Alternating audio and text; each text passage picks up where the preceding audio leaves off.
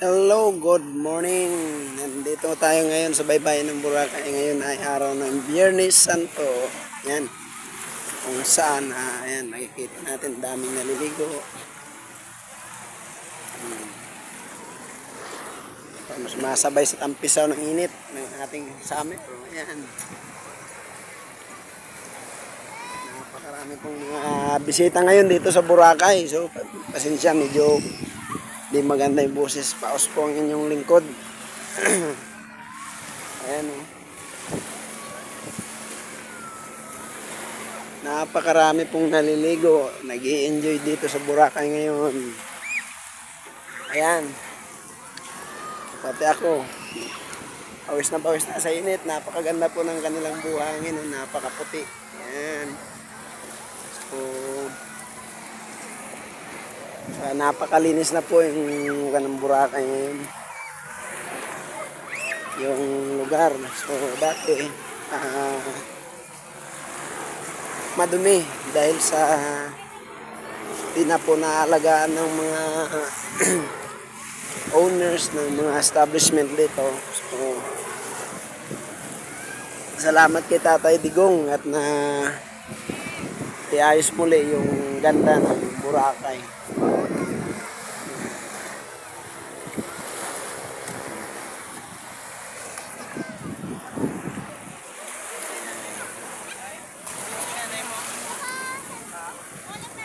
Napakaraming turista, iba-iba yung lahi, ang daming turista. Tapos yung mga local natin dito, mga bakasyonista, ayan, dami po nila.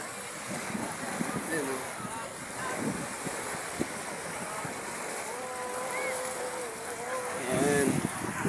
Tapos yun, yung mga nagsasagwan, yung kayak na tinatawag, kami nagbo-boating. Ayan, so nan, so makikita nyo, ang daming bangka. Yan.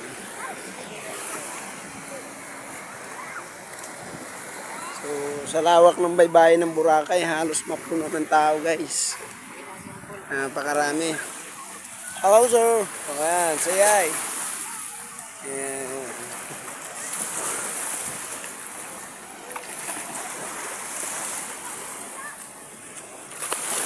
So,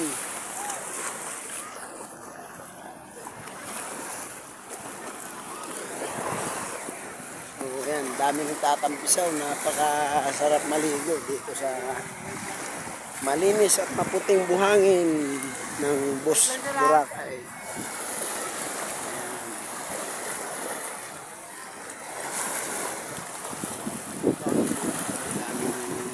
So, ayan. So, nga pala sa mga nagko-comment bakit may lumot. So, yung lumot po pala na yan, lumalabas yan po yung summer. At sa pag-akala ng iba, so yan po ay dumi. So, hindi po dumi. Marami po nagsasabi dito na yung lumot, yan po yung nagpapaputi ng buhangin. So, yan yung nagtitrip dito sa buhanginan para maging white.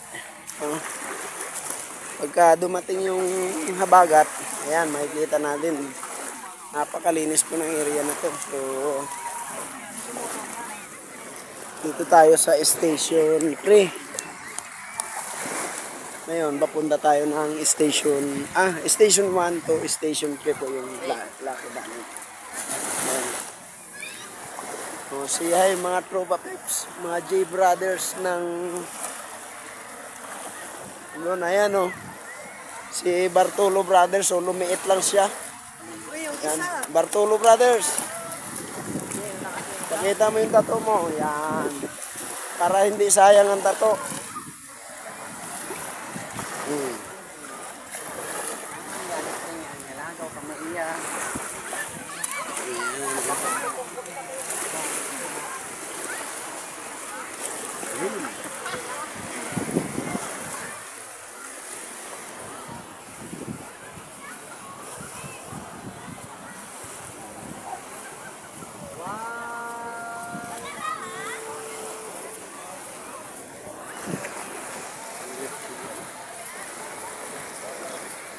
So maraming mga kan dito, mga bisita. No? Ayan. Kaya yung mga medyo manyakis dyan, sila malalaglag na naman yung mata. So, normal na po yan dito sa Boracay guys. At sa ibang mga sikat na mga beach resort natin. So, ganyan po talaga pag dinadagsa ng mga bisita. No?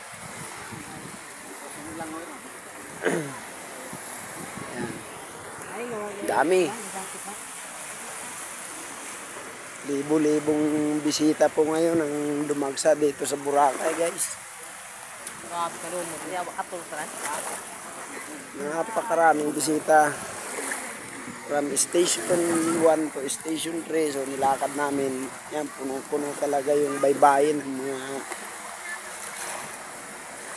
bisita sa araw na to, Biyernes Santo, no? Semana Santa.